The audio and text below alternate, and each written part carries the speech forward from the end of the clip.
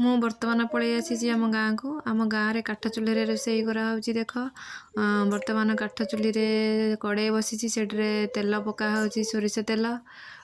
କଡ଼େଇ ଗରମ ହେଇଗଲା ପରେ ତାପରେ ସୋରିଷ ଦୁଇଟା ପକା ହେଉଛି।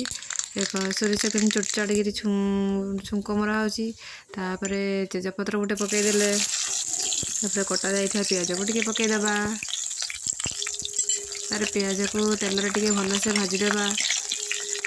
ଦେଖ ପିଆଜ ପୁରା ଲାଲ ଲାଲ ହେଇ ଭାଜି ହେଇ ଆସିଲାନି। ତାପରେ ମୁଁ ଟମାଟୋ କାଟିଥିଲି, ଏ ଟମାଟୋ କାଟିକି ତେଲରେ ଟିକେ ପକାଇଦେଲି। ଆଉ ପକାଇକି ତାକୁ ଏଠୁ ଭାଜିଦେବା ଟିକେ। ଟମାଟୋ ଭାଜି ହେଇ ଆସିଲା ପରେ ଏପଟେ ମୁଁ ବେସର ବଟା ରେଡ଼ି କରିଦେଇଥିଲି। ବେସରରେ ପଡ଼ିଛି ସୋରିଷ, ଜିରା, ଅଦା, ରସୁଣ, କଞ୍ଚା ଲଙ୍କା, ତାକୁ ବାଟିକି ଗୋଟେ ପେଷ୍ଟ ବନା ହେଇଥିଲା। ତାପରେ ସେ ବେସର ବଟାକୁ ସେଠାରେ ପକାଇ ଦେଇକି ତାକୁ ଭାଜିଦେଲେ ଟିକେ। ବେସରଟା ବେଶୀ କଷିବେନି, ବେଶୀ କଷିଲେ ପିତା ଲାଗିବ। ଏବେ ତାପରେ ଆମେ ଟିକେ ପାଣି ପକାଇଦେବା, ଢାଳିଦେବା। ଦେଖ ପାଣି ଯେତିକି ଦରକାର ସେତିକି ଢାଳିବା।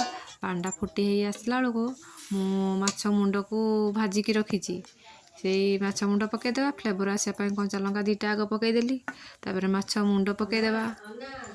ମାଛ ମୁଣ୍ଡଟା ସିଝିବ ଟିକେ ପାଣିରେ। ତାପରେ ଧନିଆ ପତ୍ର କାଟିକି ପକାଇଦେବା। ତାପରେ ତାକୁ ଟିକେ ଫୁଟିବା ପାଇଁ ଆଉ ଟିକେ ଛାଡ଼ିଦେବା କମ୍ ଆଞ୍ଚରେ। ଦେଖନ୍ତୁ ରେଡ଼ି ହେଇଗଲା ମାଛ ମୁଣ୍ଡ ବେସର ଝୋଳ।